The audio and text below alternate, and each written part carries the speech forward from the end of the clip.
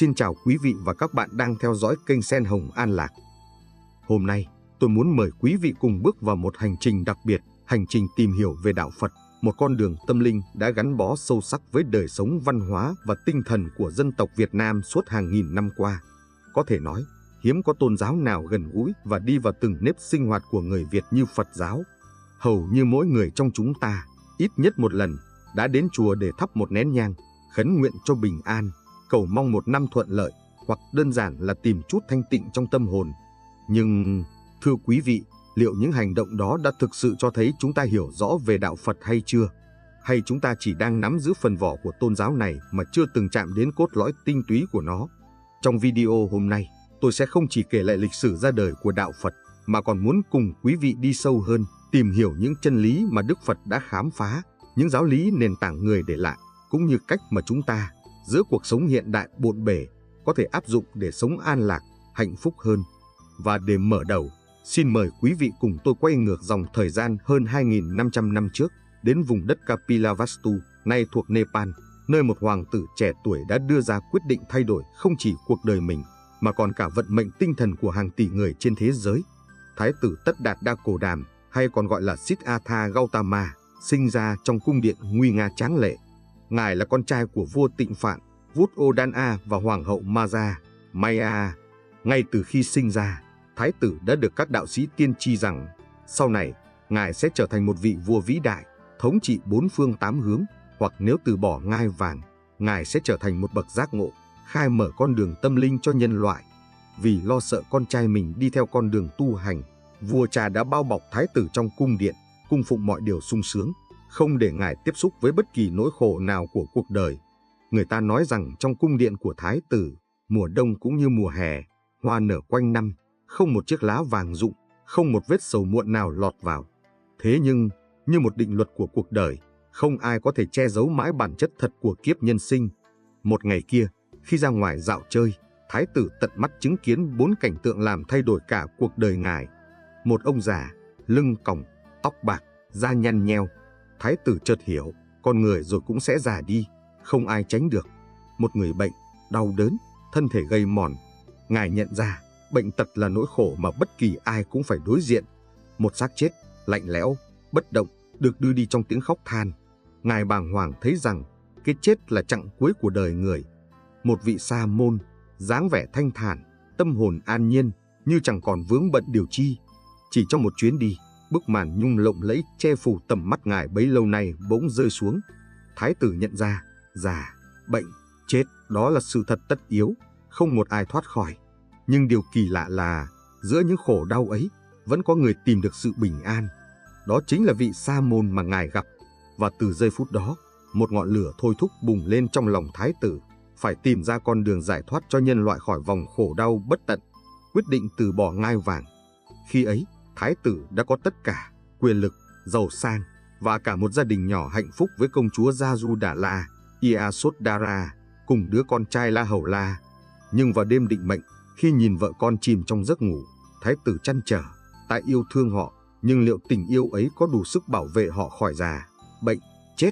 Liệu ta có thể tìm được một con đường vượt lên trên những đau khổ ấy, cho chính mình và cho tất cả nhân loại?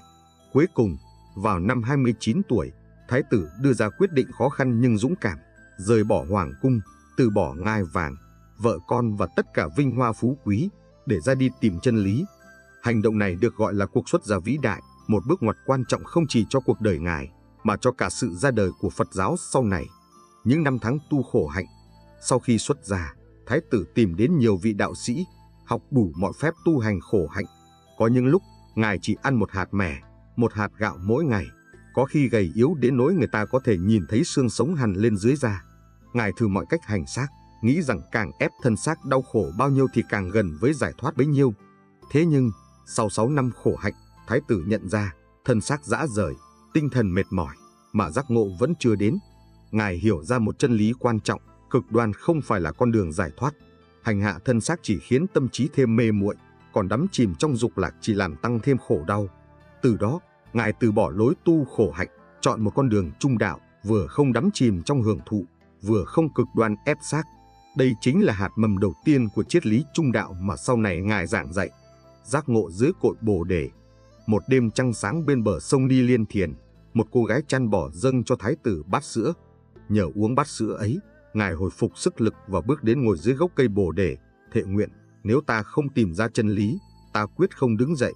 Trong 49 ngày đêm thiền định liên tục, thái tử đã đi sâu vào bản chất của sự tồn tại. Ngài thấy rõ vòng luân hồi sinh tử, thấy rõ mọi hiện tượng đều do nhân duyên kết hợp mà thành, và quan trọng hơn cả, ngài tìm ra nguyên nhân gốc rễ của khổ đau chính là tham, sân, si trong tâm con người. Đến đêm thứ 49, khi sao mai ló dạng, tâm trí thái tử hoàn toàn sáng tỏ. Ngài đạt đến trạng thái giác ngộ viên mãn, trở thành một bậc Phật. Từ đó, thái tử Tất Đạt Đa không còn là một con người bình thường nữa, mà được nhân loại tôn kính gọi là Đức Phật Thích Ca Mâu Ni. Ý nghĩa danh xưng Phật trong tiếng Phạn, từ Bút A có nghĩa là người đã tỉnh thức, người đã giác ngộ. Như vậy, Phật không phải là tên riêng của một cá nhân duy nhất, mà là danh hiệu dành cho bất cứ ai đạt được giác ngộ viên mãn. Đức Phật Thích Ca chỉ là một trong số vô lượng chư Phật. Điều này cũng có nghĩa, mỗi chúng ta, nếu kiên trì tu tập, buông bỏ tham, sân, si, cũng có thể thành Phật. Đức Phật không phải là một vị thần linh để chúng ta cầu xin ban ơn, mà là bậc thầy, là người đi trước mở đường để chúng ta noi theo. Ý nghĩa hành trình giác ngộ đối với nhân loại. Hành trình của thái tử Tất Đạt Đa từ một hoàng tử sống trong xa hoa đến một vị sa môn khổ hạnh, rồi cuối cùng thành bậc giác ngộ, chính là lời nhắc nhở cho chúng ta. Khổ đau là sự thật, nhưng con đường thoát khổ cũng là sự thật. Không ai có thể tránh khỏi quy luật già, bệnh, chết, nhưng ta có thể học cách nhìn nhận chúng với tâm an lạc, buông bỏ bám víu để đạt đến giải thoát. Sự khác biệt căn bản giữa Phật giáo và các tôn giáo khác. Khi chúng ta nói về tôn giáo, đa phần mọi người thường nghĩ ngay đến niềm tin vào thần linh, một đấng sáng tạo ra vũ trụ, ban phát ân huệ, trừng phạt hay cứu rỗi con người. Trong Kitô giáo, tín đồ tin vào Chúa Trời toàn năng. Trong Hồi giáo, tín đồ tin vào Allah, đấng duy nhất sáng tạo và chi phối muôn loài. Nhưng Phật giáo lại có một điểm hoàn toàn khác biệt. Phật giáo không có khái niệm về một vị thần sáng tạo vũ trụ. Đức Phật không tự nhận mình là Thượng Đế, càng không cho rằng mình có quyền năng ban phước hay giáng họa. Ngài chỉ là một con người, cũng sinh ra, lớn lên, trải qua già, bệnh, chết, nhưng Ngài đã giác ngộ và tìm ra con đường giải thoát. Phật giáo, do đó, không phải là tôn giáo của niềm tin mù quáng, mà là tôn giáo của trí tuệ và thực hành. Giáo lý nhà Phật không đòi hỏi chúng ta phải tin vào điều gì vô lý hay siêu hình, mà mời gọi chúng ta tự mình trải nghiệm. Đức Phật từng dạy, đừng vội tin điều gì, chỉ vì nó được ghi chép trong kinh điển. Đừng tin chỉ vì đó là truyền thống. Đừng tin chỉ vì người khác nói với các con. Hãy tự trải nghiệm, suy ngẫm, và nếu thấy điều đó chân thật, đem lại an lạc, thì hãy thực hành. Đây là một điểm rất đặc biệt. Trong khi nhiều tôn giáo đặt nền móng trên niềm tin tuyệt đối, Phật giáo lại đặt nền móng trên trí tuệ và trải nghiệm cá nhân. Những hiểu lầm thường gặp về Phật giáo. Ở Việt Nam, Phật giáo đã ăn sâu trong đời sống văn hóa từ hàng nghìn năm. Tuy nhiên, do sự pha trộn với tín ngưỡng dân gian, không ít người vẫn hiểu nhầm bản chất đạo Phật. Hiểu lầm thứ nhất, Phật là thần linh phù hộ. Nhiều người đi chùa thắp hương, khấn vái, cầu xin Phật phù hộ cho mình giàu có, con cái đỗ đạt, gia đình bình an. Nhưng thực ra, Đức Phật không ban phát tài lộc hay may mắn. Ngài chỉ cho chúng ta con đường sống đúng, nếu ta đi theo, ta sẽ tự gặt hái hạnh phúc. Nói cách khác, Phật chỉ là người thầy, không phải ông Bụt ban quà. Ví dụ, một học trò muốn giỏi, không thể chỉ cầu nguyện thầy giáo mà phải tự mình học tập. Đức Phật cũng vậy, Ngài chỉ đưa ra phương pháp, còn việc thực hành nằm ở chính mỗi chúng ta.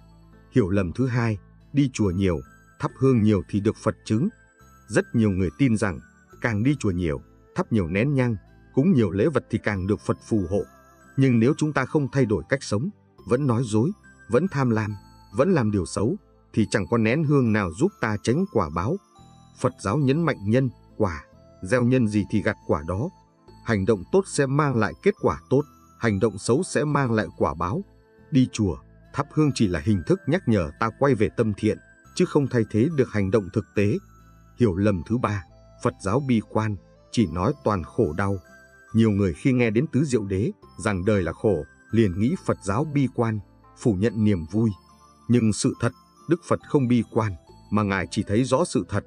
Cuộc đời này dĩ nhiên có niềm vui, có hạnh phúc, nhưng nếu chúng ta bám víu vào nó, sớm muộn gì cũng sẽ đau khổ khi nó biến mất.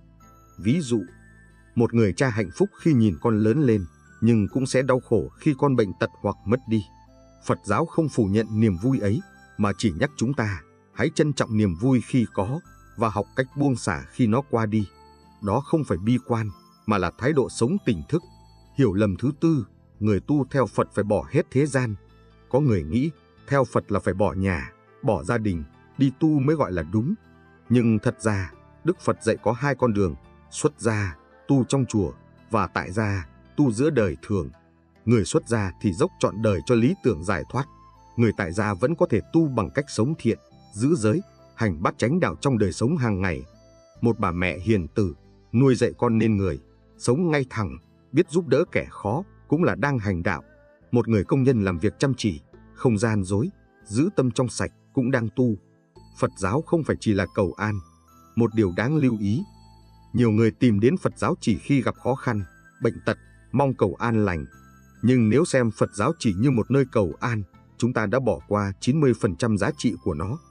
Phật giáo không chỉ giúp chúng ta cầu may trong một khoảnh khắc, mà còn chỉ ra cả một lộ trình chuyển hóa nội tâm. Từ vô minh đến trí tuệ, từ tham sân si đến từ bi hỷ xả. Ví dụ, một người đang nóng giận, nếu biết quay về hơi thở, quán chiếu vô thường, sẽ thấy cơn giận như ngọn lửa đốt chính mình. Khi nhận ra điều đó, họ biết buông xuống, không làm tổn thương người thân. Đây mới là ứng dụng thực sự của đạo Phật trong đời sống. Có một câu chuyện dân gian kể rằng, một hôm, có người đàn ông nghèo khổ, đến chùa cầu xin Phật cho mình trúng số, thoát cảnh túng thiếu. Ngày này qua ngày khác, ông vẫn đến chùa, vẫn cầu khẩn như vậy. Cuối cùng, tượng Phật trong chùa như cất tiếng nói, ta muốn giúp ông, nhưng ít nhất ông cũng phải mua một tờ vé số. Câu chuyện vui, nhưng phản ánh chân lý sâu sắc. Phật giáo không dạy cầu xin thụ động, mà dạy ta gieo nhân để gặt quả.